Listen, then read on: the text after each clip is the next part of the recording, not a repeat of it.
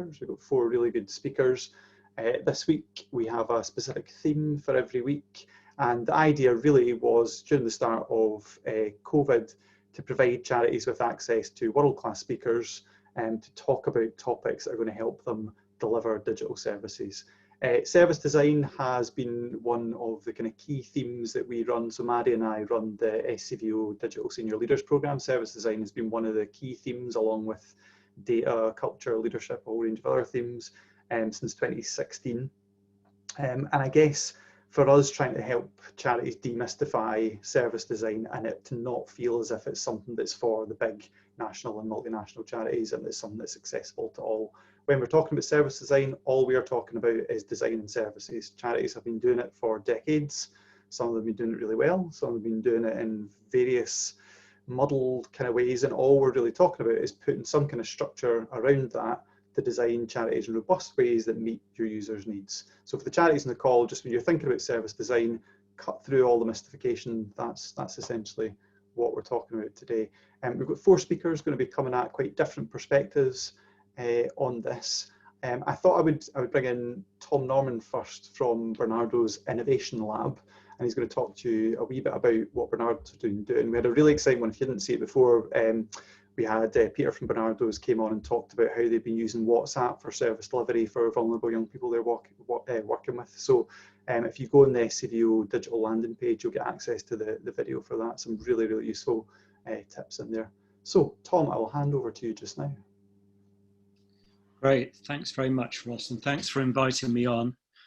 So in terms of Barnardo's, obviously it's a very big charity, so there might be slightly different space to what a lot of people on the call might be experiencing in their own spaces.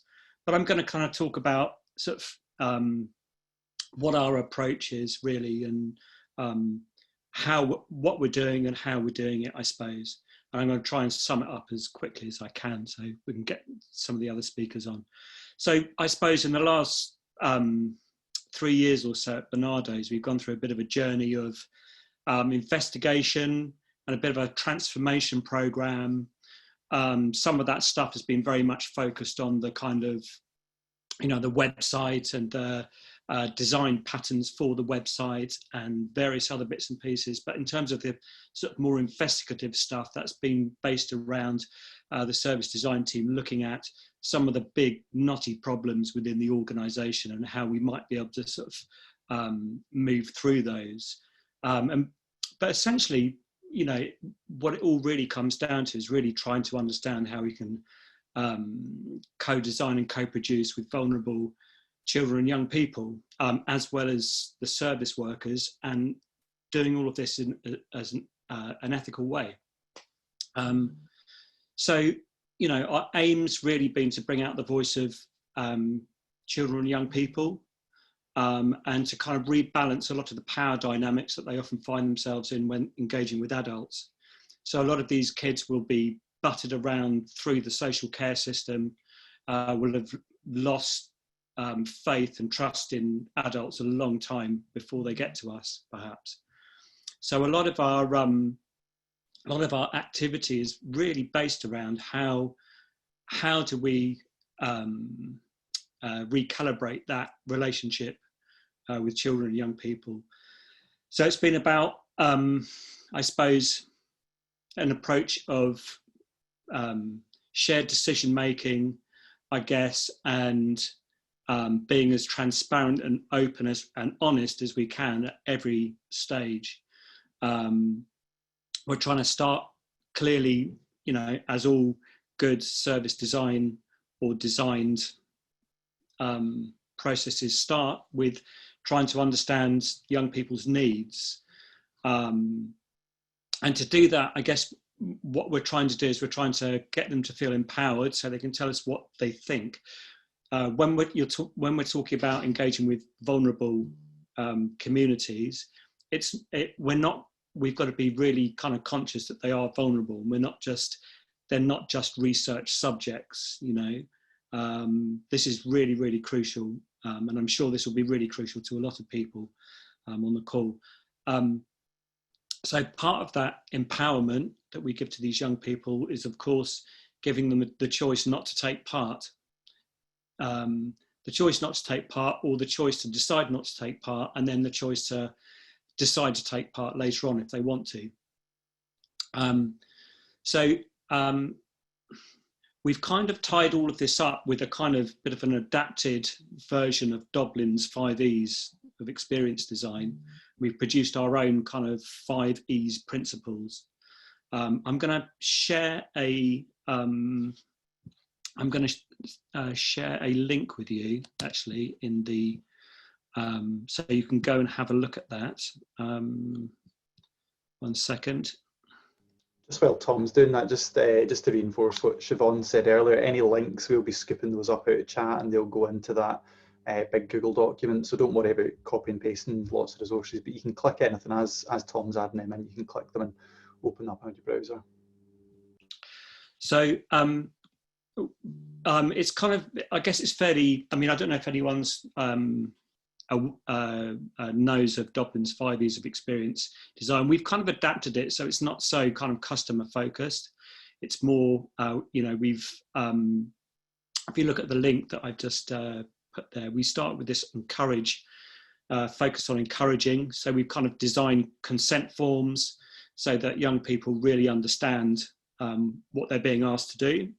And they can be, you know, hopefully be, you know, totally informed as to what they might be getting involved with when we start engaging with them. When they enter, we've kind of created materials that can remind young people that they can always change their mind at any point. And we've also kind of created these flashcards for basically for non-verbal communication, because you quite often find with a lot of young people in the room together, they're going to be extremely inhibited in terms of saying what's really on their mind, or even saying, I don't want to take part anymore, or something like, I've got a really good idea, you know. And so we're trying to give them every opportunity to be able to communicate in any way that they feel that they can. So the engagement part, we've kind of created some templates for research practitioners. And of course, this is all kind of open, so anyone can kind of have a look, download it and use it. Again, this is part of our kind of transparent and open approach to what we're doing. You know, for some people here, maybe for many people, a lot of this stuff won't be new at all. But I think the important thing is us sharing it around. So people that don't have a background in this space can use this as well. And we've tried to do that particularly across Barnardo's, you know, so we can really share what the skill sets that we have and upskill as many service workers as we can. So yeah, we've got these kind of, we've got a load of things that can help the design sessions that will be fun, but also remembering that they have to be ethical and reminders of what ethical means in this instance.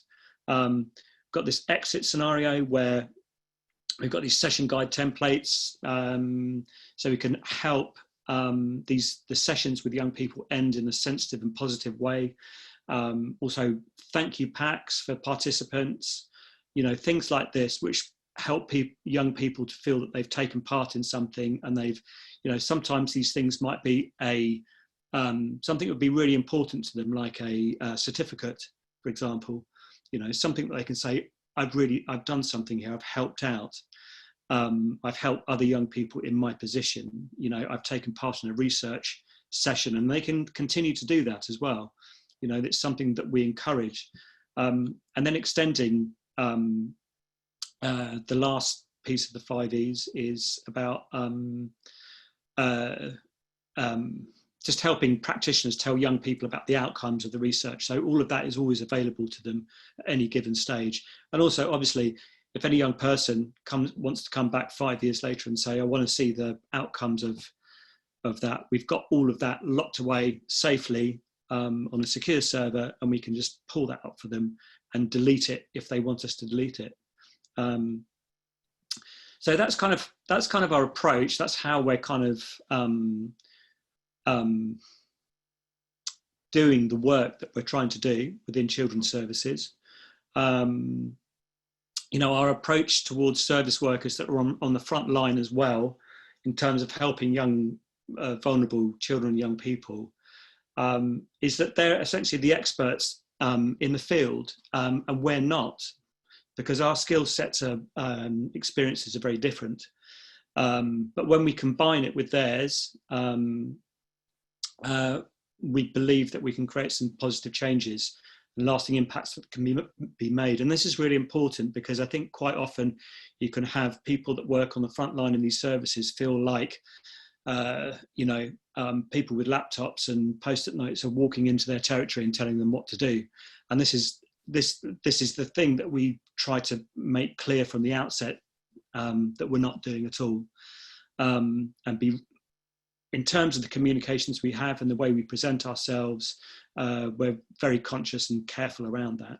You know, some of the work we're doing, for example, is with Care Journeys, which is a 10-year-long program to look at how we can create the change that will be needed to ensure that young people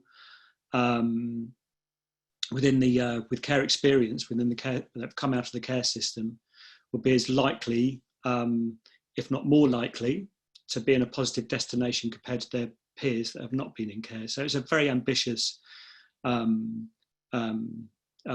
vision for this piece of work.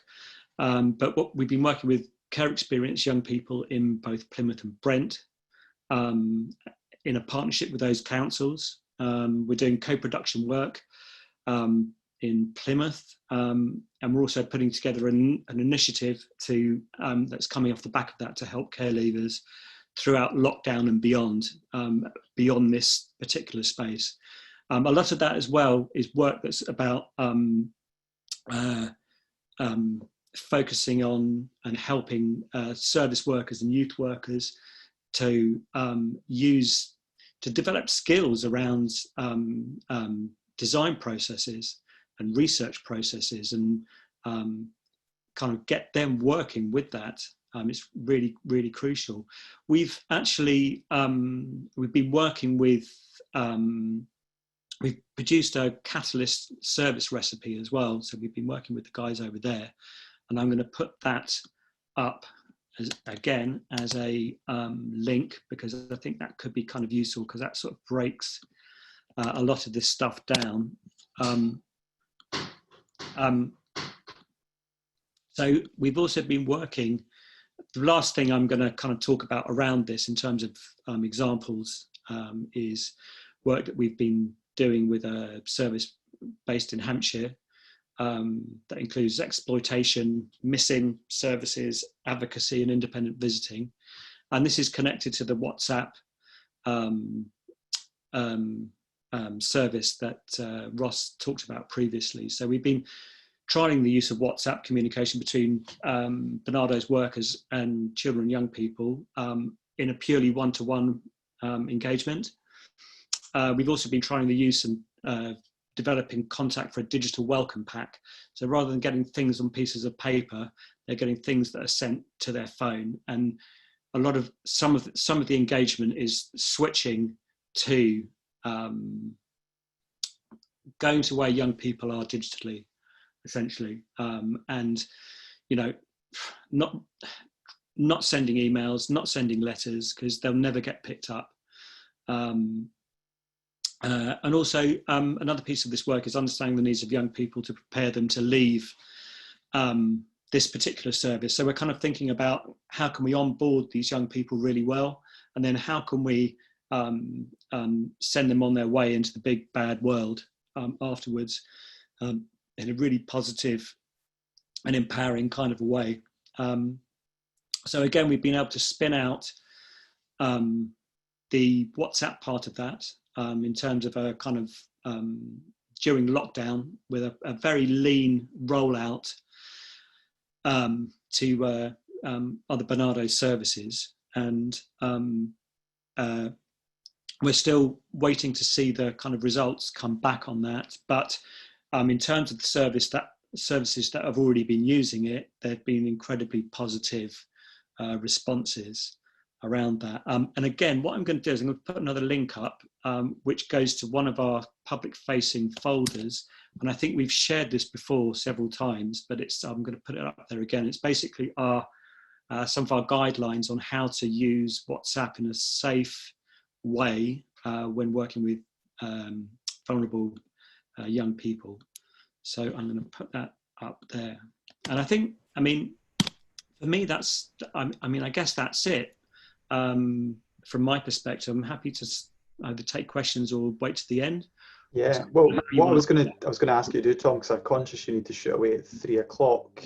And we usually hear from all the speakers and we have questions at the end, but given when you need to go away, I was going to ask, there's some questions come in chat, if you'd be happy answering any of them in the chat box, that'd be really useful. I guess just the other thing to say is Barnardo's been really generous in making a lot of the stuff that they're doing open. So when we're talking about the WhatsApp, it's not just a simple case study of we use WhatsApp and some young people really enjoyed it. I mean, it literally breaks down how that works and the processes. So if you've not seen that before, it's really good way of getting your head around how WhatsApp might work in a service setting. So do go and have a look at that. And all the service design stuff that you guys have kind of made really open and available to any range of charities, I think is really generous. But I will leave you to go and answer some of those questions in chat. Thanks so much for that, Tom.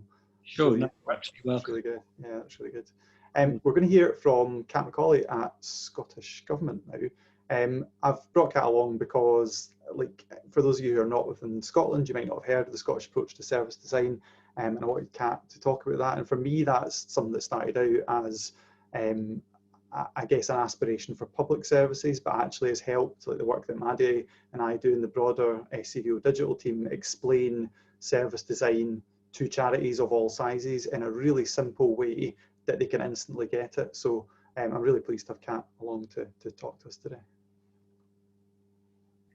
Hey Ross, thank you very much, and thanks Tom for a great introduction as well. You teed it up very nicely. I think the current situation we're in, I think more than ever before, really reinforces how important it is that that the third sector, government, public sector, and indeed the private sector work together to really think about how we design and deliver public services. The Scottish approach to service design grew out of, as with many charities as well, government's kind of increasing focus on service transformation because of the growth of digital services. And I think probably up until then, Scottish Government itself hadn't had a huge amount of hands-on experience of designing public services. It was something that was largely outsourced to other public sector bodies or sometimes to the third sector. And around the time I arrived, about 5 years ago, was when we were really, as an organisation, starting to engage in this and starting to try and think about what are the keys that allow us to design services well. And I think for me, there are a couple of really simple things that service design does, in the words of the ad, that reach the places other things don't. For me, one of the biggest challenges with service design is that, like so many things in life, it seems obvious. It's what we do. We call ourselves public services or voluntary sector services. We think about what we're doing as delivering a service, and it's very, very easy to get lulled into a false sense of security and to imagine that because it's called a service and because what you're doing is delivering a service, when you're trying to change or introduce a new service, you're doing service design. What service design reminds us over and over again is that human beings are just naturally egocentric, and we think about things from our own point of view more often than anything else. When you think about a service, and when I talk to people who are delivering services, often what they're thinking about is not the service as experienced by the end user or even by the staff user who has to deliver the service, but what they're talking about is the service as a thing that they deliver. So they're thinking about operations and processes, not about service experiences. And for me, service design is just that relentless focus on the idea of what the service is going to feel like and be like from an end user's point of view, which is actually more than just that idea of user needs. User needs are a bit of a they can be a bit of a dangerous concept. It's quite easy to get lulled into thinking that all you have to do is find out what users need and deliver it, and everything will be okay. which if we lived in a perfect world may well be true, but we don't. And very few services are ever delivering what users want or need. They're usually delivering some sort of compromised version of that because that's all they can do. And so how do we arrive at that compromise? How do we understand enough to be able to know what's going to be really important about what we're delivering versus what's not? How do we learn enough about the person and the context within which they live and operate to be confident that the thing that we've come up with will allow them to achieve the things they're trying to achieve? For me, that's what service design does. It gives us that, forces us out of that safe bubble of assumption that we often have as organizations. And this is just natural human behavior. It's not a criticism of any organization or any individual. All of us typically just think in terms of the things that we do. You know, if I talk to my kids tonight about what did you do today, Mum, I would say, I went on Zoom and I gave a talk and then I listened to some other people having a talk. That's me describing it from an operational or a process point of view, not from a service delivery point of view.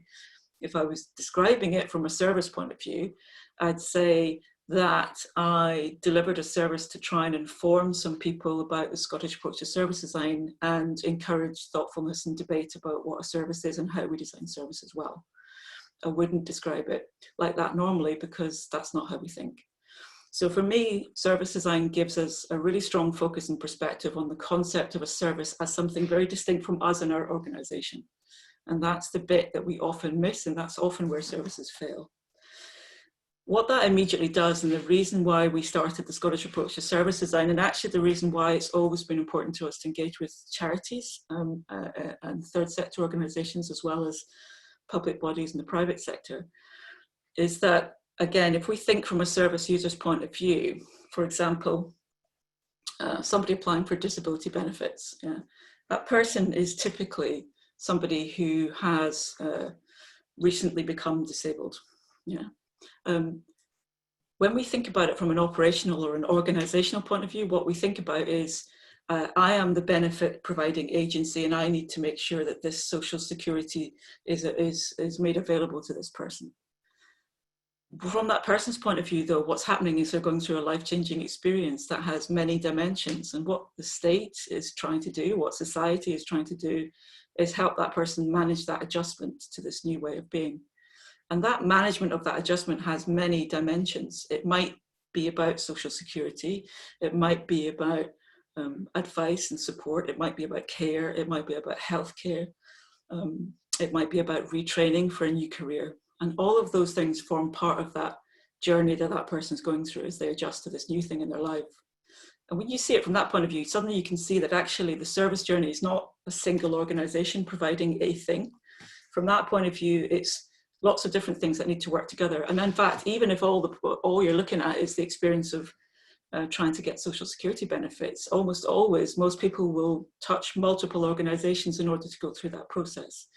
They'll have to speak to their healthcare providers. They'll have to speak, they often go and speak to a third sector advice organisation. And then of course they have to be in contact with government, with the social security agencies, DWP if you're down south, and for some benefits, the Social Security Agency for Scotland if you're up here. And all of those bits of those journeys are best thought about as a complete journey because they need to synchronise, they need to join up well. Most of us have that experience of thinking about an experience we've had or a family's member has had and being frustrated by how difficult it was to transition from one organisation to another. From our point of view, it's perfectly obvious that all those organisations need to work together in order for that experience, that journey to be resolved well, and they rarely do. So when we were looking at that situation, we were thinking about the fact that so many of the people that we were working with and trying to engage in things like designing the social security system for Scotland, those people needed multiple organisations to effectively deliver that journey, and they couldn't get them to synchronise. And as we went around, because we happened to work with almost all public sector bodies in Scotland at one point or another, and many other organisations well beyond that, what we started to see and to really notice was that every organisation thinks about it differently. They have their own language, their own ways of working, their own tools, their own methods. Some are really good at it, some not so much. Some quite big organisations might have in-house capacity to do design thinking and work with people and do co-design and co-production. Others don't. Some will never have that capacity because they're too small. Some have the money to hire in external support. They procure a service design agency or support from somewhere else, and some can't or won't, don't have the money for that. If your journey happens to need 3 or 4 of those organizations who all have very different ways of working and all have different possibilities for working in a service design way as well, then the chances are lower and lower every time that journey will feel well synchronized and well joined up. So what we were looking at was a way to try and flatten out that landscape, to try and make sure that everyone started with some sort of basic understanding that was shared with other organizations, so that when they work together, we can collaborate. If you can't collaborate as organizations easily, you're less likely to bother to try. So if your organization can't understand the language of design that another organization uses, or if your organization doesn't have the in-house capacity to manage that or uses very different tools, it makes it very difficult to do simple and smart things like share service patterns or share user insights, not the data, but the insights, in order to try and produce a service design faster and more effectively.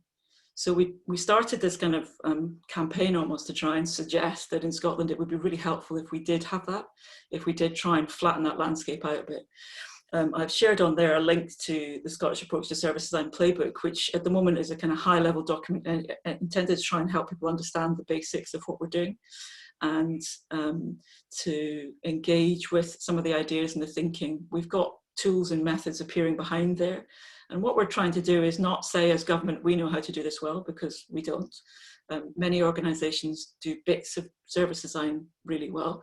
And what we're trying to do is say as a country, let's look for this sort of basic set of tools and methods and ideas that would allow us to collaborate really well, would allow us to work together when it's important that we do that from the end user's point of view, and it very often is. As I said, many service journeys for people in the public sector or for people who need public services will involve more than one organisation, and very often one of those organisations at least will be a third sector organisation.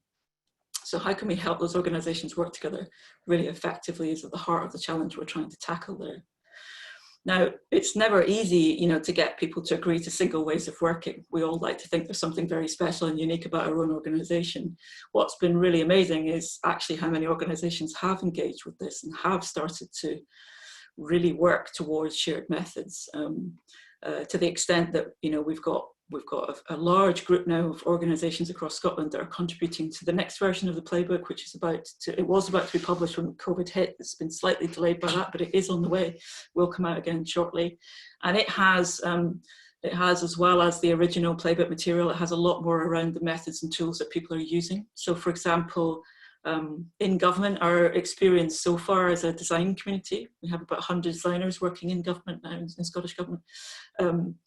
Our experience has tended to be on citizen-facing services rather than business-facing services. That was something that colleagues at Scottish Enterprise noticed, and they just went away and rewrote the playbook for a business-to-business scenario instead of for an end-user scenario. So we've had a lot of that kind of engagement happening over the last year and a half or so since we started this, really. And that allows us to start to come together as a community and share best practice and share ways of working, as is happening right now.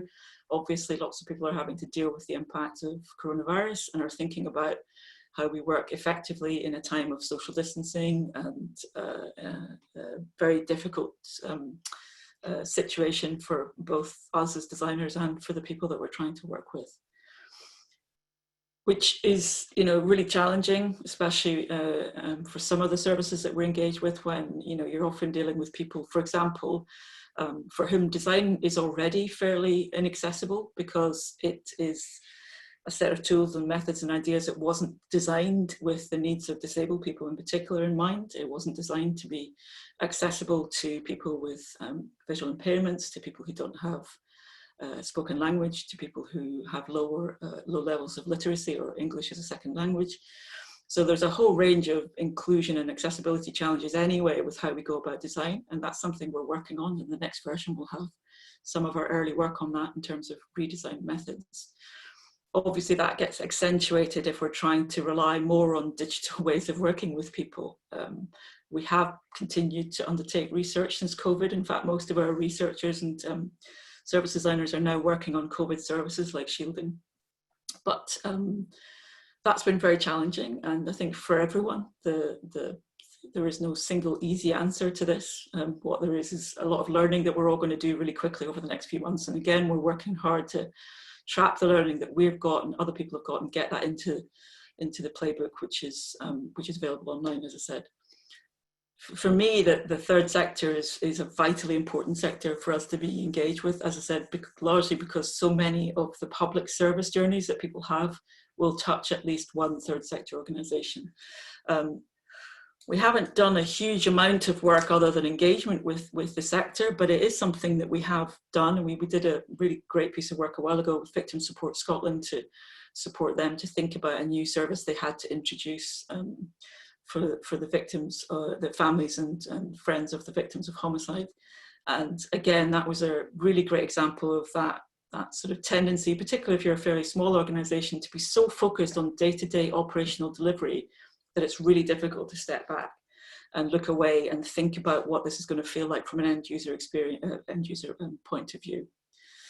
So all of that has taken us on a thorough journey around understanding how we should work and relate with other parts of Scottish public service sort of ecosystem, for want of a better phrase. And me speaking here today is part of continuing that journey of making sure that we're engaged with the third sector, and that wherever possible we are sharing and supporting with you. So if people have particular interests or challenges, please do get in touch with us. Just before before COVID hit, we were due to be running a series of our Champions training course. So we run a 3-day basic service design Champions training course. We were supposed to be running that with the third sector interface partners as a precursor to a bit more work directly with third sector organisations. Unfortunately, that had to be shelved, but there is a great deal of work that SCVO already do in this space, and we're obviously always watching and closely in contact with that, trying to make sure that we're aligning wherever possible. And what I would say is just keep in touch, use the community that's out there. There is a hashtag on Twitter, SATSD, Scottish Approach to Service Design, capital letters. And there is actually a Slack channel now that's been set up by Mike Press and Hazel White up in Dundee. And again, sorry, I haven't got that link handy, but I'll make sure that we get that out to you, for service designers. And it's actually used by lots of people who are very new on their journey into service design. It's not for professional service designers only, or people who practice the trade, if you like. So again, really encourage people to engage with that group of people who are fantastic and very open and share a great deal of what they do in the same way that SCVO do.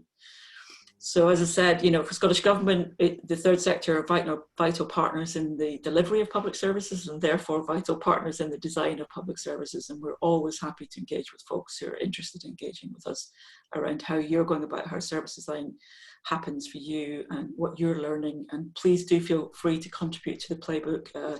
You can get it up on Google and play around with it up there and put your suggestions in, and that's regularly reviewed and monitored, and we are actively updating the playbook the whole time. So I will stop there and allow you to ask some questions. That was really good, Kat. That was amazing. I was just going to jump in and say that I've put the link to the playbook in the chat, so if anyone wants to download it, it's really useful. There was a really good point actually from someone in the chat. We'll pick it up in the kind of questions for the four of you at the end, but it's someone working in a charity who feels that the charity is very kind of siloed in terms of operations, and actually how do we get back to that end user, and how do we use service design as a methodology for doing that. And I guess just to say to them, like, for me, where talking about service design has become really easy, and where I've spoken to people in other charities that it's become easier at a senior level and a board level, is that simple thing of the government is behind this framework, this is what it looks like, and having those conversations becomes much more easy. Whereas prior to that, I think for a lot of people, you mentioned service design and people are just like, what on earth are you possibly talking about? So that for me has been a huge revelation, just even to have that initial conversation, and you can start to open up doors internally and really think about what the services need to look like. We're going to bring Ben in next from FutureGov. So Ben is head of service design.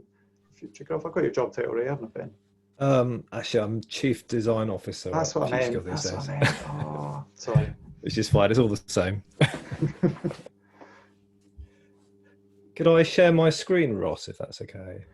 Yes, what I would ask, just because we've got a couple of people with visual impairments in the call, so if you share the screen, if you can give us the link in the chat as well, and then we can make sure that people can get it up on any screen readers that they've got. Let me just make sure everybody can access it.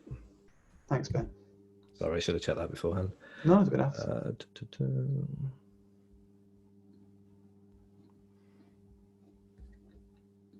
I've also, just while Ben's finding that, I've put the link to the Google Doc again. Just as I said, Jen is doing a lot of hard work at the moment, scooping up all these links and resources, and they go into that Google Doc, so you'll get all of those.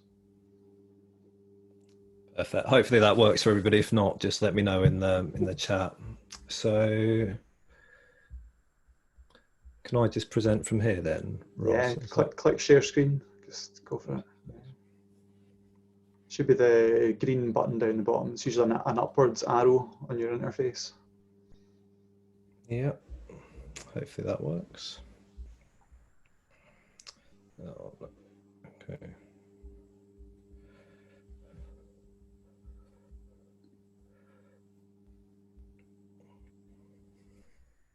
So it's asking me to change some settings. I'll try it really quickly. If not, we'll go back to. I'm gonna make you a co-host to see if that makes a difference. There we go. You've got all the power now, Ben. Okay. Let's see what happens. Okay, it's one of those where I'll have to quit and rejoin, so don't worry. I'll just talk through, but if you want to all have a flick through the slides, feel free. I'll tailor it as we go along anyway, purely because just following on from the previous two talks. So really great to be here. So I'm Ben Holliday. I'm Chief Design Officer at an organisation called FutureGov, and so we work all over the UK, mostly with kind of local gov, central government, but also into the third sector, and just like really good to build on kind of Tom's talk and Kat as well, just to probably just think about like how we use service design with organisations. And I guess the main thing I immediately think of is just how, you know, service design is really about how organisations work together. So like, it's fantastic to have you all on the call today. But it's very rare that we don't have to work together as third sector and different parts of government and different types of supporting organisations to meet the needs of people in society and the needs that people have as they live their lives and need different types of support. And I always think about the idea of service is really the idea of serving.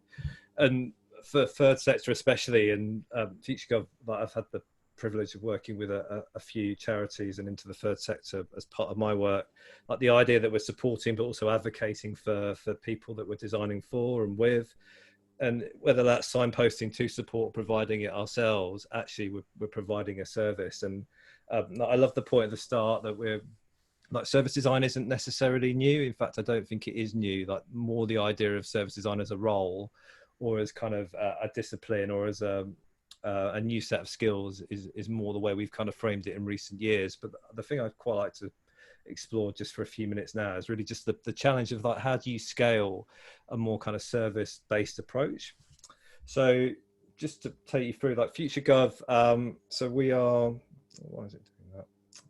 Is it actually sharing my screen? I am sharing my screen, so I'm okay. I'm like your glamorous assistant. No problem. Okay, so that works really well. Thank you. But yeah, like FutureGov really is about helping organisations in terms of like how they manage and respond to change. So there's probably no better example of that at the moment. And like, we've been busier than ever in the last couple of months, as I'm sure you all have, just helping organisations and communities respond to the COVID crisis that's happening. And it's interesting for me because in a way we've actually been rapidly kind of testing and shaping the service models and the approaches to service delivery very rapidly as part of our response wherever we work. And like, the mission at FutureGov has always been about how do you invest in the institutions that are best placed to influence and support change at a very local level, especially, which is kind of why our heart is very much in local government and communities. And what's been interesting is just seeing how fast things have been able to change. And it does feel like we're kind of working out what these models now need to look like, building on, you know, some of the best of the response that's happened. And the kind of concept I wanted to talk about today, which is the next slide, is this idea of really like service models. And over the last few years, I've found myself talking more and more about service design as an approach for organizations. But this idea of actually service models, or I quite often call it modeling, but really thinking about like the materials that we work with, like how do we build, how do we create the structures that actually bring together the things that we're delivering in a meaningful way? How do we build those things? What are the materials that we work with? How can we connect things in a more meaningful way when we talk about delivering end-to-end services?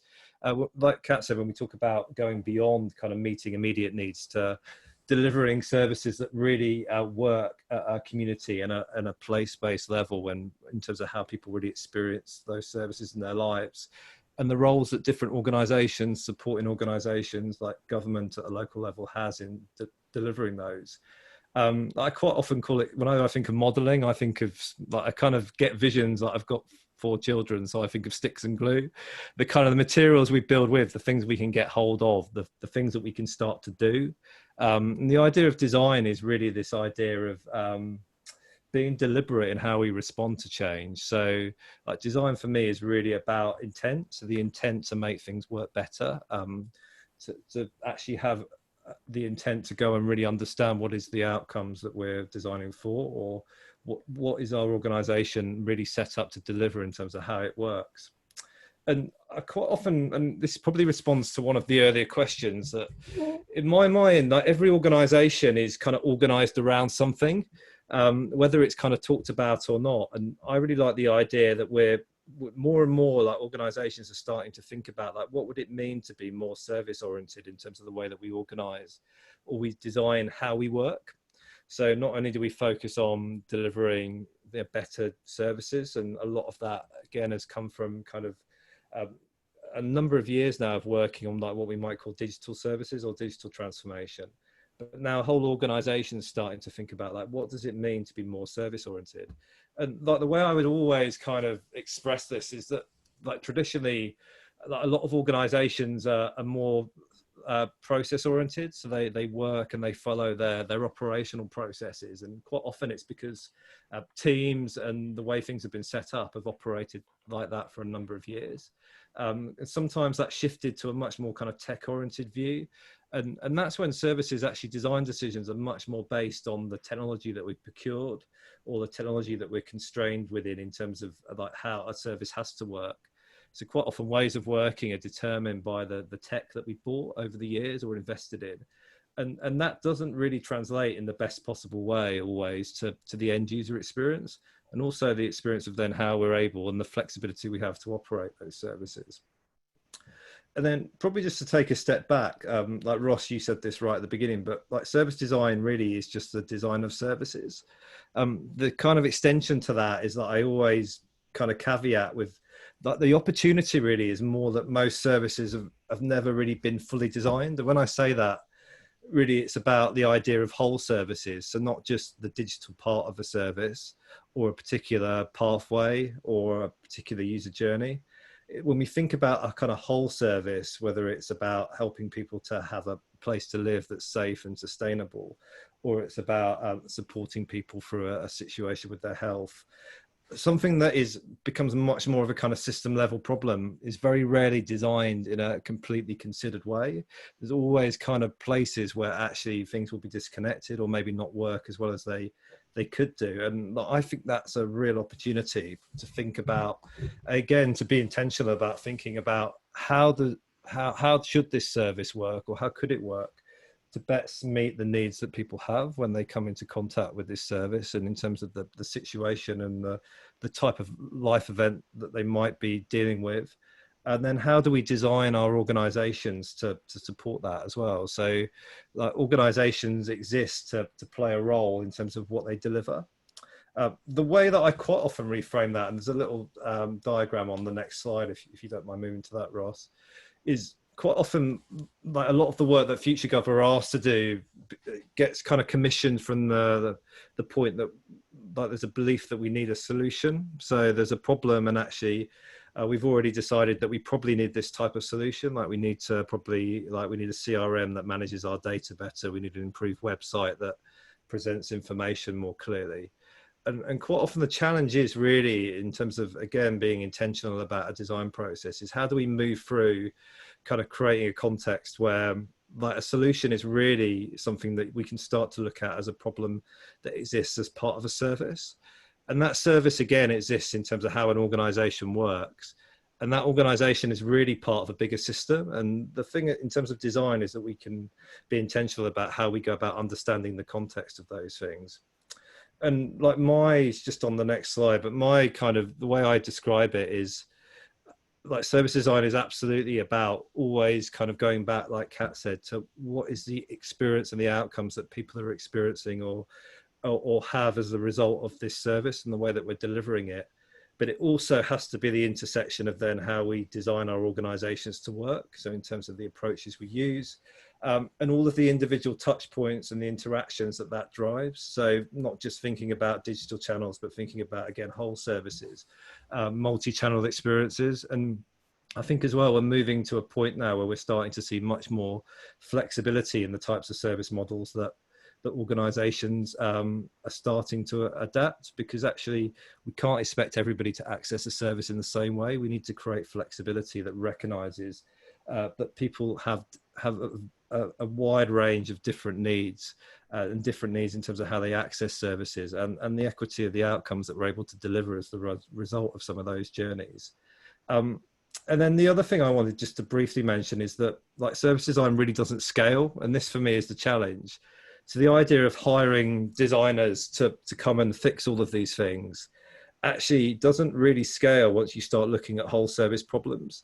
But if you want to be a more service oriented organization, if you want to organize in that way, the amount of alignment or realignment you need is probably always going to outweigh the number of designers that you could go and hire, or the amount of people that you could do skills transfer with or start to train. But it's really about, and this was starting to come across before in the previous talks as well, how do you start to get a whole organization working with a different mindset, with a different set of skill sets, a different approach, which comes back to really understanding firsthand what people's experiences are and what their needs are. And just to jump through a few slides, like for me, the thing I've been exploring and we've been exploring through some work at FutureGov, and really I just wanted to give you a bit more of a conceptual view of this, is this idea of like the models of what we build. So again, service models really being a set of materials that allows us to scale the design of whole services. And just to jump down to slide 13, the idea of a model again is that we're in the process of, when we build our organizations, when we're being when we have the intent to design how our services are joined up and are going to work in the best possible way for the needs that we're intending to meet. We can start with smaller, cheaper models. We can actually use design processes to do that. And the point here is really that, and I always love kind of looking at other design disciplines like architecture, where actually quite often we start with smaller models, we start with cheaper models in the same way that we prototype if we're building services, public services. But we can iterate using a set of materials, and we can start to design and look and work with patterns. So looking for the repeated patterns in terms of how we do it.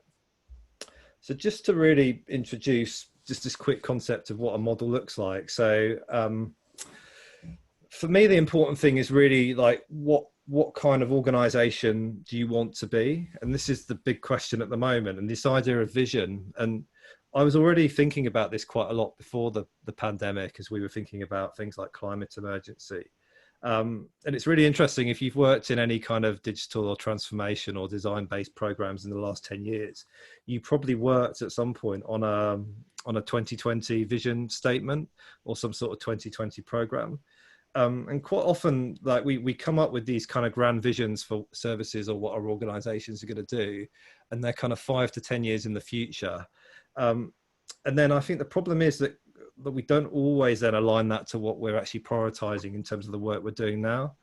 And the thing that's really struck me, and I think we've really felt this recently as well, is that any kind of future vision, any kind of framing of what our services could look like in the future, what we want our organizations to look like in the future, not only does it have to be a kind of description of then, but it also has to be what we're doing now.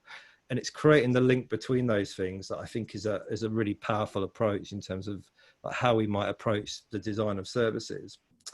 And for me, a service model is really just these things, which is just the next slide on slide 17. So if we were to start and really say like we have to have a vision for where we want to go. So vision is really for me a model of doing. It's an approach to using design as a way of making progress towards changing how our organization works and how the services that we deliver work. And then, put the Anna on our Lilo. okay, keep going. Bizarre interruption, sorry. Don't worry. So yeah, the idea that vision, like a service model, has to be something that we work towards is this idea of then and now. So vision, I really do believe, can be a model for doing. So the idea that if we have an articulation of where we want to be in the future, and I think it's fine that we can envisage and we can be creative and we can set out like what is the best possible future state that we could design to deliver the service or to serve the people that we exist to serve in terms of the what our organization does. But actually what we can do is we can make that testable now. So I'm a really big believer in using hypotheses to test. So starting to break down any kind of ideal future state into hypotheses that we can work with now. So using that to prioritize things that we can do now. And then I think really there's a number of things that are just on this slide, which are really, these are all materials you can work with. Like for me, the idea of understanding life events and scenarios for context, really understanding what's happening in people's lives. Like I've very deliberately focused kind of on scenarios and life events and not said understand user needs here. So again, going back to Kat's point, but trying to understand the complexity and kind of what are people experiencing and when, and then starting to understand some of the patterns in those scenarios as we design for them. You can only test and work with hypotheses if you're able to start to break down kind of the measures for how you make progress. So again, understanding like how are we going to know as we actually change how we work and how our services work. And then the next one, like the idea of design patterns. So again, I'm a really big advocate for working with patterns. It's been great to be part of the Catalyst work as well around the patterns work and the recipes that have been developed at the moment and that platform. But really looking and saying like, where are the patterns that we can see in terms of the work that we deliver? How can we start to look?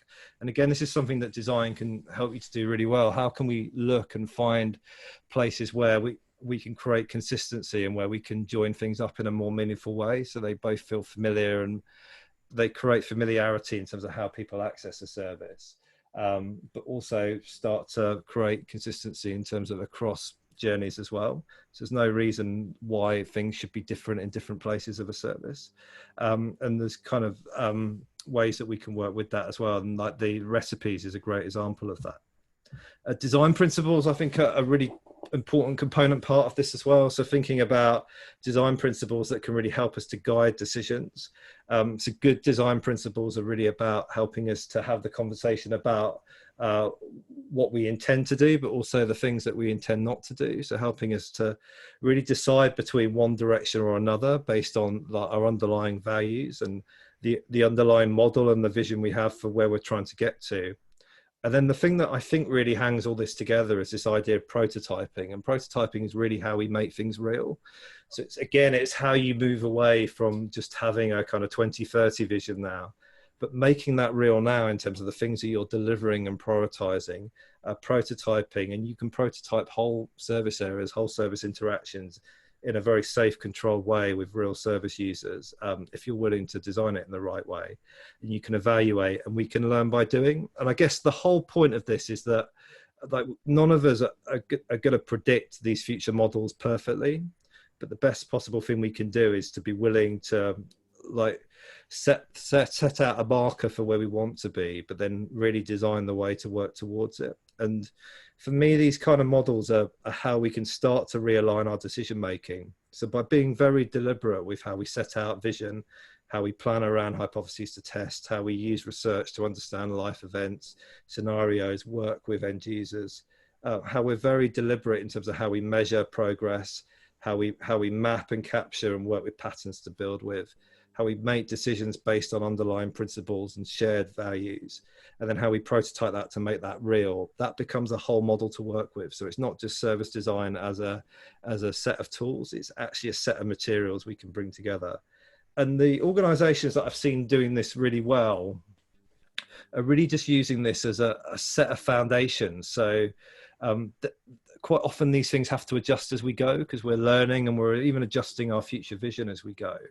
But it is about realignment. And if I was going to kind of describe service design in one way, quite often the thing that becomes really important is constantly realigning back to that overall vision and direction, those underlying values, knowing that we're testing the right things for the right reasons, and being able to keep moving that needle back in terms of where we intend to go as an organization and the underlying values and intent behind both the policy and the experience that the design of our services delivers. And then just really quickly, because I know I've spoken for 10 minutes, there's a couple of great examples. Rochdale Borough Council is FutureGov work, and I've linked to the blog post if you want to go and read about these more. We're redesigning, looking at homelessness in Rochdale. So you can't redesign homelessness. That's a terrible way to say it. What you can do, though, is that much more holistically at areas like housing allocation. And then you realise very quickly that actually there's a very big intersection with areas like mental health and how you support people in some very difficult situations. The housing work is a great example because like the team working with the council spent a long time in discovery, really understanding what was happening in people's lives, understanding life events, understanding some of the kind of cycles that happen, and where the opportunity was for the council to play a different role, to work more holistically and also work differently with partners to try and really solve some of the underlying issues to support people in a more meaningful way in the long term, so not just temporary housing. And then just finally, and I just wanted to signpost again, like FutureGov had a small role in supporting the team at Parkinson's UK, but I should say this was very much their programme and led brilliantly by their team with the transformation team there. They've developed a whole new service model, and I would call it a service model called Parkinson's Connect. And it's very much about shaping kind of how their support services work to scale, create flexibility of access to services, make the best use of technology. But it's very much a model in that it came out of discovery and, again, understanding life events, having a really clear set of principles and underlying values to work with. And they've just gone through a period of kind of alpha into beta development, really prototyping, testing and iterating those services. So whether it's kind of early diagnosis right through to ongoing support and increased and better support for carers as well. But I remember some of the early conversations with them was always about like, how do we keep coming back to realigning to what this service model is? So again, aligning everything we do around the very service orientated approach and making sure that really helps us deliver our vision for how we want to support people in the future. So appreciate I've talked a lot, but thank you for listening. And yeah, I hope there's some helpful information in there. That was brilliant, Ben. Thank you. That was really useful. Really good links to the blog posts as well, just so people can actually get a grasp at some of those kind of case studies. And particularly, I guess, the question that came up earlier about where are the good case studies there in service design. And actually, for me, there's a lot of good case studies in the public sector. There's not as much in the third sector. And I think a lot of the work that's happening, the work that SCVO are doing, and some of the stuff through the Catalyst as well, we're starting to see more of that stuff start to surface and people can really grasp what is this going to actually look like. Okay, I'm going to hand over to Liam finally. Liam got the very vague brief from me, right? So this is not fair on Liam of it needs to be something about remote sessions. You're the expert, Liam. You just choose what the remote sessions are. So I do apologise, Liam. But that's quite all right. I don't quite feel like an expert, but let's jump in anyway. So I'm going to try and share my screen if I can.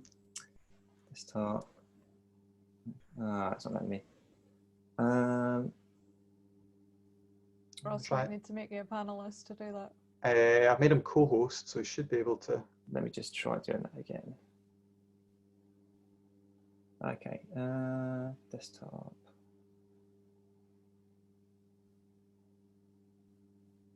No. if you have the link, you could put it in the chat and I could do a share screen again if that was I've actually just emailed you that, Ross, because I tried to share it, but because of the because of our sharing settings, we can't actually share it, unfortunately. Okay, cool. Right, let's do this. 2 seconds.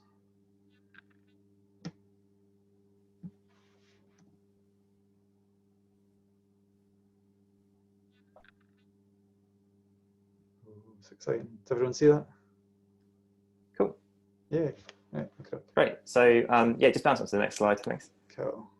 So yeah, hello. For those who don't know Snook, we're a service line studio built to make the world more human. We're based in London and Glasgow. Just hop on to the next one. So yeah, as Ross said, I did get quite a fairly loose brief around what it means to deliver remote sessions with users. And if you just hop onto the next slide. So I think it's important to say that we've been doing remote sessions for quite a while in one way, shape or form. So actually from a very practical sense, for a service design agency to try and send user researchers or designers across the country to speak to lots of people, it can actually be quite a drain on budgets. There's a very practical reason why we actually been working in remote, in some cases, for quite a while. But mass adoption has changed a lot of that. So this is really much, this is like a reflection on where we've been. And I've been speaking to a few members of the team to get their reflections and to share those back with you. And it's important to say here too that we're still learning and we don't have all the answers at this point, but I'm happy to share some of those things with you. So this sounds really obvious. And again, like I said, many of these things might sound quite obvious, but as with anything, it's really, really critical to identify the outcome over the output. So really identify the outcome and or the output that you hope to achieve, and then work within your constraints, but also the constraints of your users to achieve them. So it can be really easy to fall into bad habits here, to fall into face-to-face interviews, focus groups, co-design workshops. And these are all great tools to gain insights and to engage stakeholders, but they're by no means the only tools you have at your disposal. One of the most important things here is to have a really clear user research framework. So to, as I say, be really clear about what it is you want out of any kind of engagement. We were working with a local authority recently who spent more time trying to understand what usability software they wanted to deploy, as opposed to actually understanding what they want to ask through that piece of software. So it's really, really critical that you are clear around what it is that you want out of every engagement. So yeah, what do you hope to achieve? Who are you engaging with and why? Then think about how, and that's the how's a really important thing, because it's really important to say that remote is not Zoom. And don't feel like you have to recreate located practice on Zoom or any other kind of VC platform. There are many other forms of remote user engagement. Design research has a really rich history and different methods and tools that you can use that don't require group or face-to-face working. There's some really great examples here where you could actually encourage your participants to become ethnographers. So you could use a particular tool called Cultural Probes, which is essentially just a small toolkit of different activities you can send out to people that now enable you to gain insight into their different contexts and needs. Or perhaps you can use diary studies. Some of you might be familiar with that. And we've talked about WhatsApp already today. And actually there's a few examples that we've seen where people have used and deployed WhatsApp brilliantly as a form of diary studies to gain those deep insights into users' behaviors and activities. And there are processes like generative research as well. So you can ask participants to engage in research in different ways. What kind of activities that can you focus them on to gain specific insight? For example, you could be asking your users to write you a love letter or a breakup letter to a particular service. Another thing to be aware of is that, and you'll likely know this too, is that VC can increase accessibility in some cases to for some people to engage with research, but it also can exclude them too. And with that in mind, you need to be really mindful of your medium. So we're kind of hearing that everything, sorry, I just lost my train of thought there. It's worth really taking some extra time to consider your service users' needs and the context in which they're in as well, and be mindful about the medium you choose to engage with them through. So people on this call will likely have an unusually high capacity for empathy, and we're probably more attuned to seek out cues in body language or eye movements or the cadence of someone's speech, for example. But all of these things are interrupted with video calls, and we're used to working in a 3D world, and video conferencing puts that into a 2D environment for us. and it creates really significant cognitive load when we're trying to interpret this 2D communication to three-dimensional communication. So we're hearing repeatedly from both our own staff, but also from people who are engaged in VC as service users or clients even, that they're just exhausted using VC. And this is likely due to our sensing equipment working overdrive to try and make sense of what it's seeing and fill in the gaps in the communication that's there. And because of this, it's actually really hard for us to build rapport and trust as easily. Our team working on Sustrans are finding that their research interviews are much easier and more effective when they're using simple phone calls rather than VCs. And this could be because we're more familiar with that form of technology as well. Using phones feels more comfortable, feels safer, also might allow us to focus in specifically on one form of communication rather than getting distracted by lots of things, like mute buttons, like your own image being mirrored back to you when you speak. And there's a lovely quote. In fact, I'll see if I can find the link and share it shortly. There's a great article in the New York Times recently. This lovely quote here from a professor at Missouri State University. In-person communication resembles video conferencing about as much as a real blueberry muffin resembles a package of blueberry muffin that contains not a single blueberry muffin, but artificial flavors, textures, and preservatives. If you eat too many, you're not going to feel very good. And I think that this kind of builds onto, can you hop down to the next slide, Ross? That'd be great, which is just a continuation. That's also to say that video conferencing is not awful. It has been critical for us in many projects. One project in particular, working with British Sign Language interpreters. VC has been utterly indispensable. So we've employed a BSL interpreter to support the interview process with service users. However, our team is not working with the interpreter in person, and due to the nature of the VC, we've had to actually train them up in basic user research skills. So they take a greater role in leading the interviews. And all of this requires, Ross, can you move on again? More time, more preparation, more structure, and more resources. Sorry, just. So I think it's important to say that you all have noticed this too, and me being late to the call was really important in this sense too. Everything takes longer. There are a lot of time penalties associated with remote sessions. So establishing connection, familiarizing ourselves with interfaces, acting as tech support for our participants is quite often one too, and navigating patchy Wi-Fi. Then there are the varying quality issues that come with that too. So interruptions, need for clarifications, connections, having all of these into your time. And also as a rule, we tend to conduct interviews face-to-face in pairs. And this is principally for the safety of our participants and for our teams too, but it also ensures the quality of our research. Now, again, it would be easy for an agency to think, well, actually, we've got this context where the safety of our participants isn't quite as critical, so do we actually just do these interviews one-on-one? And actually, it's really not the case. We're finding that having two people conduct these interviews is absolutely critical. It means that one person can really focus on delivering a fantastic interview, and the other can focus on note-taking and making sure that the VC and the technology is working appropriately. And this is true of bigger meetings as well. So we've just finished a large piece of, a small piece of work with Aidan Worthing Council in establishing their remote council meetings to ensure that democratic processes can still continue. And a few things that really stood out to us in that meeting. So the existing structure of a council meeting is quite performative. The agenda is sent out weeks in advance, and there's a script for participants to follow. Most of the questions and responses are prepared in advance. Time constraints are really important in that process too, and there are enforced norms that keep things moving at a pace and make decision making quite swift. And all of that translates beautifully well online. But it also needs more time.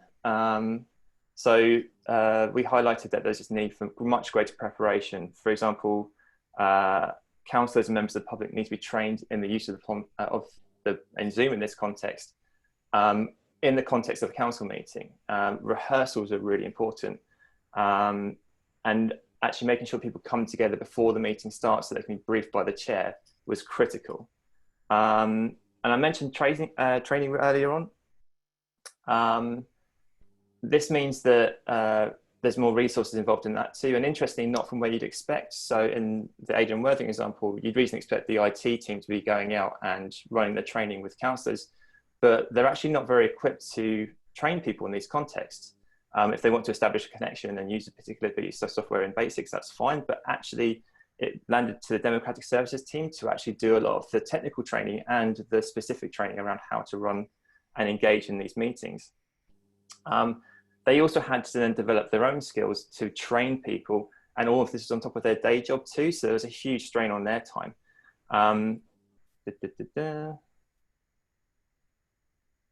There was also another issue around tech problems that were totally unforeseen as well. So this has been highlighted in local press and maybe in national press now too, but some council meetings have been run and had to have been annulled as a result of the fact that unexpected interruptions have occurred. So for example, the live stream being cut means that any results or any kind of votes that are taken in the meeting are actually annulled as a result of that, because they're not due to public process.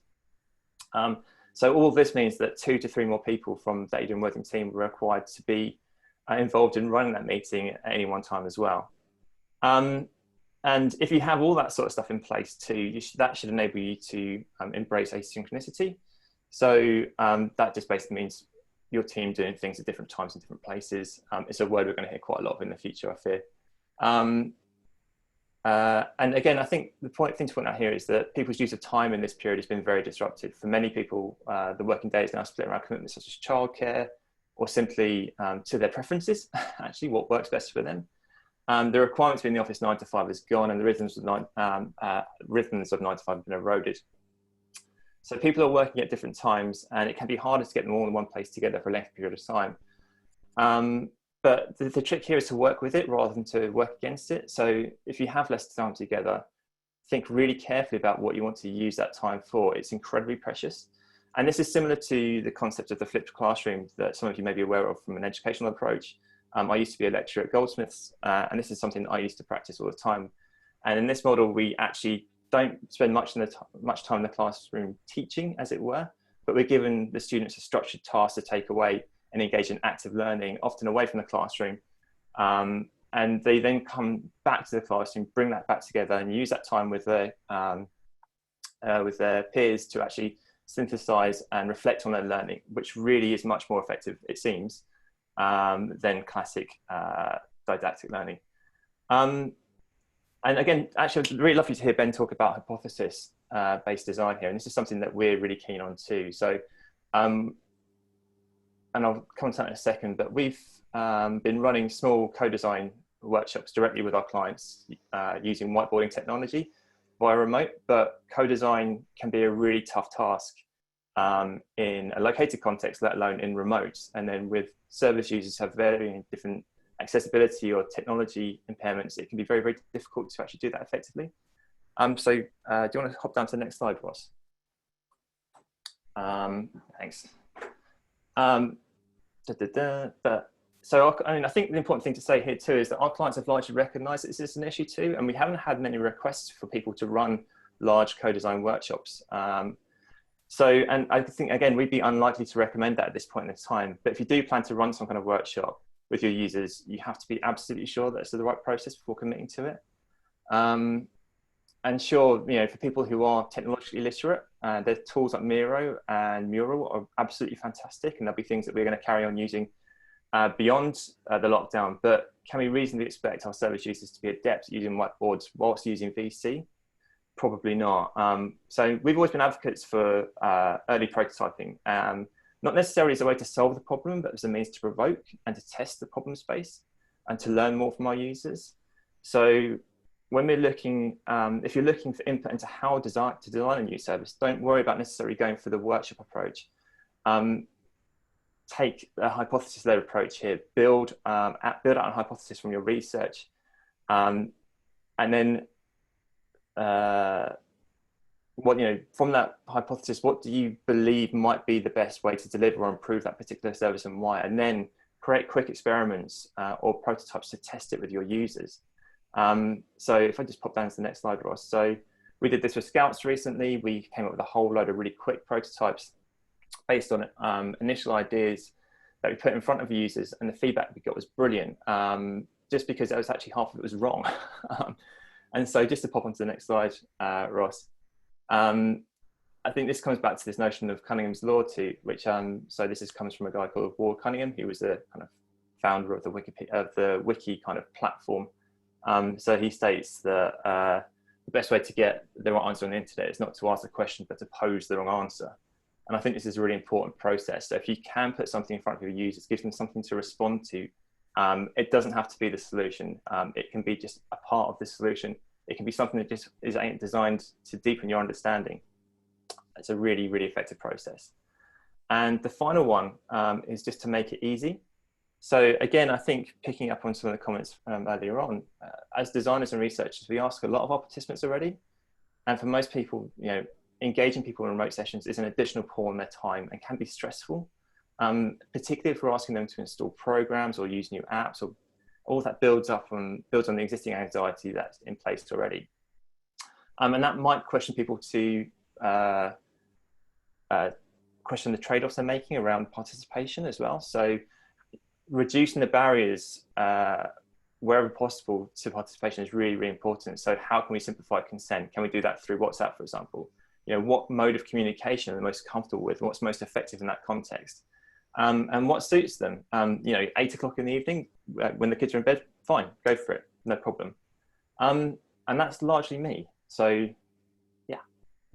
That was really useful, Liam. Thank you very much for that. That was great. Yeah, and it's, you know, it's quite nice to hear someone saying, if you've got more technically literate people that you're working with, tools like Miro are good, but actually don't get obsessed about the end user tools, because actually spend half the time getting someone to go and download a plugin for a very weird browser for Zoom to work, or trying to explain to someone they've broken a Miro board because they've not quite resized something the right way. And yeah, so actually keeping it to that tech that you know your users are using, and actually maybe you can shape stuff into that. So that example of using WhatsApp for diaries, reflective diaries, I thought was a great one. We're quite close to time, but we will have time for a couple of questions. Anyone want to jump in? I'm just going to kind of open up to kind of people that have got their videos on. If you want to stick your finger up, I can pick you out from the many faces, or one of us will pick you out, because I've got 6 screens to work through. So does anyone want to ask a question for any of our speakers? Silence. Right. Seeing as you're not going to ask a question, Maddie really helpfully sent me a couple of things that kind of summarise some of the questions that were coming through the group chat. One of them that stuck out, actually, I thought was quite useful, just as a kind of summary to finish up with, was if someone is working in a small to medium charity, what should they go away and do next? So, yeah, and you can come at this question from any angle that you like. Ben, do you want to tackle that one first? Sorry, just repeat the first bit again, Ross. Yeah, so if you're working in a small to medium charity at the moment and service design isn't embedded in your ways of working, and it's not something that senior managers or board are bought into, what can you go away and do next? So I would probably try and build some sort of a view of what the services are in the organisation. So quite often I had this conversation a couple of times last week with people in different organisations. You've got a kind of a service designer trying to kind of advocate for like taking more of a service orientated or a service or design based approach to what we're doing. I would start to try and build out like something that looks a bit like a service model that you can start to build yourself and own, but then it's really about how you use that model as a thing you can socialize and talk to people about. So always start by like asking yourself the question, like, have we really understood like what our services are from the perspective of the people that experience them? So going right back to Kat's point about, you know, what is it really like to be on the other side of this in terms of how people experience what we do? Can you take Louise Downs' kind of very famous blog post, can you describe them as verbs? So can you start to describe those services from the point of view of the people that experience them? It's quite often there just isn't a list of services, you know, in any kind of like user focused way in an organization. So I would start there. And then I shared a link before, actually. I think if you've started to build a model that says, here are the things that we deliver, the things that we do, organized more around a kind of user-centric view, can you start to prioritize an area to work on where you can demonstrate the approach, where you could prototype something, or you could do some more user research to kind of understand where maybe some of the pain points or some of the kind of difficult points in that journey are at the moment. And there's always opportunity somewhere to fix something kind of cheaply and quickly that can demonstrate hopefully quite a quick improvement. If you can demonstrate really quickly that using a service design approach can make things a lot better for end users, by making a small change, and also potentially save some money in the organisation.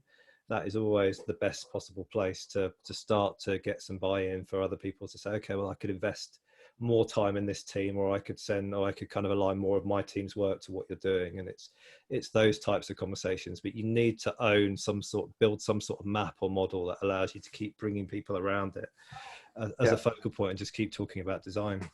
Yeah. I think, actually that point you made there about just that simple language of getting people to accept they have services. Now, if you're a charity where that is the language you use, it might seem kind of ridiculous to it, but like Jen and Maddie, actually, you and I have both had chats with organisations about this, where we talk to them about just what you described, Ben, and they say, well, we don't deliver services. And they say, well, what do you do? I don't understand. And they seem to have, so like Jen, actually an example I can think of, an organisation will remain nameless, where everything's bespoke, so we don't deliver a service. And I'm like, well, you still deliver a service, and having to kind of tease out that conversation, or the classic thing of membership organisations don't deliver a service because they see a service as a thing that you do one-to-one with an individual beneficiary. And actually just that simple language of everyone thinking about the fact that they deliver services, whatever their organisation is, starts to open up those conversations. So that's a really, really good point, Ben.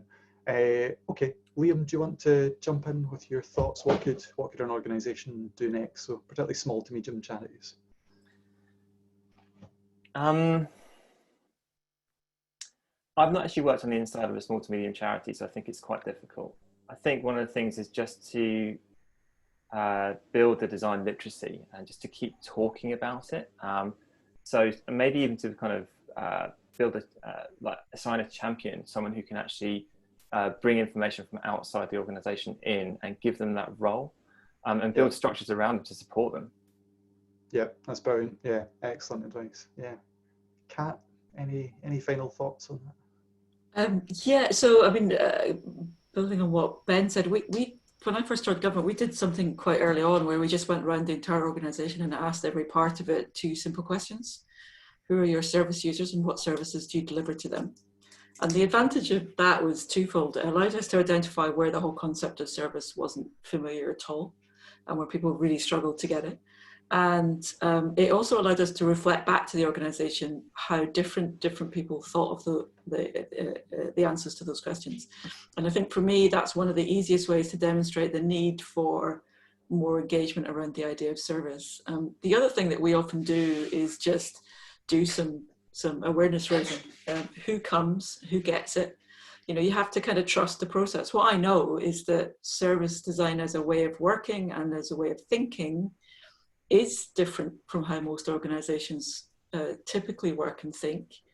And that when people start to see it, you know, the light goes on. I spent a long time teaching design as well. And you do see the light go on in people's eyes when they suddenly go, oh yeah, that explains why we keep doing that thing wrong, or why we never seem to get the result we want. So I think working with, consciousness raising effectively, trying to find people who are engaging with you and then focusing energy on them. I'm not a great believer in wasting time tilting at windmills. I do think you should look for where there's signs of growth and then focus energy on them, and that will help you get a foothold in your organization. And that's the kind of approach we typically use, whether it's a large or a small organization. Brilliant, that's really useful. Thank you so much, Kat. Okay, I'm going to say thanks to our speakers, and then I'm going to hand over, I'll pick on someone who works at SCVO to talk a wee bit about some of the wider stuff that's going on. They're all looking terrified. So Kat Macaulay, who just heard from, Chief Design Officer at Scottish Government, we put all the links in to Scottish Approach to Service Design. We've got the current toolkit, and there's a new toolkit coming, which is really exciting. Ben Holliday, Chief Design Officer at FutureGov, and Liam Hinshelwood, who's Senior Service Designer at Snook.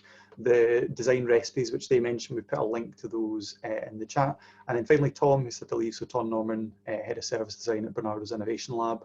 And we've got those various Barnardo's links into the chat there.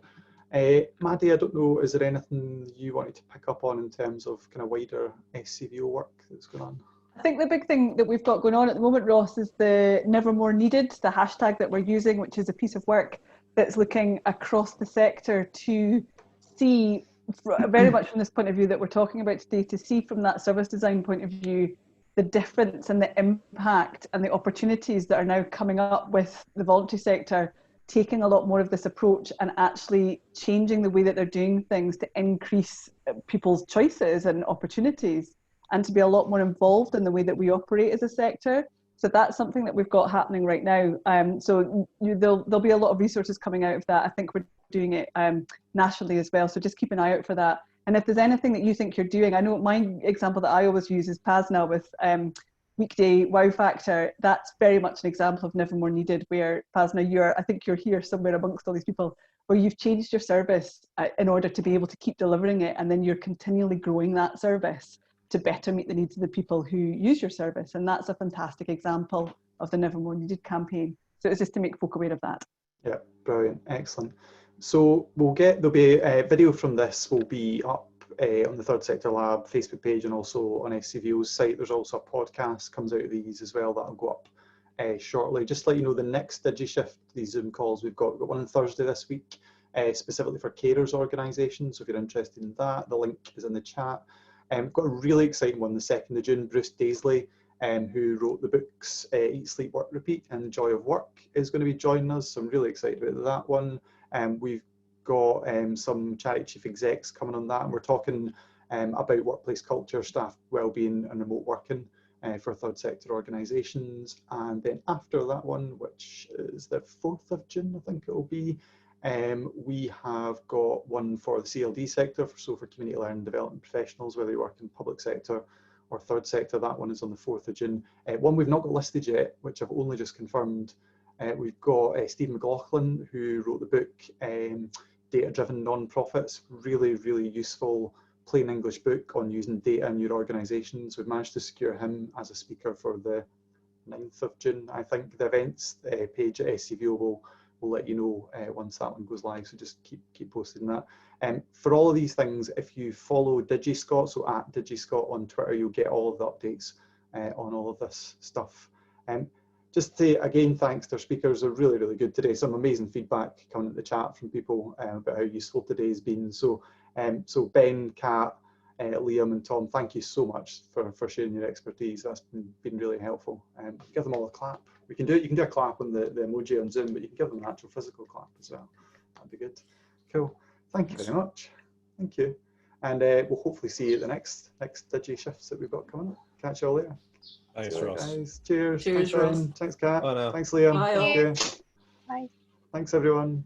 Thanks for joining us. Thank you. Cheers. I'll do the 10-minute wave now. I've got to wave to like hundreds of you now. This is... It's one of my favourite things to do, Ross, in the whole world is wave. I love a wave. You do love a wave, don't you? I love a wave. Be part of all face-to-face meetings forevermore, isn't it? I know, totally, yeah. A wave always beats a wave. It always makes somebody else wave. Yeah, that's true.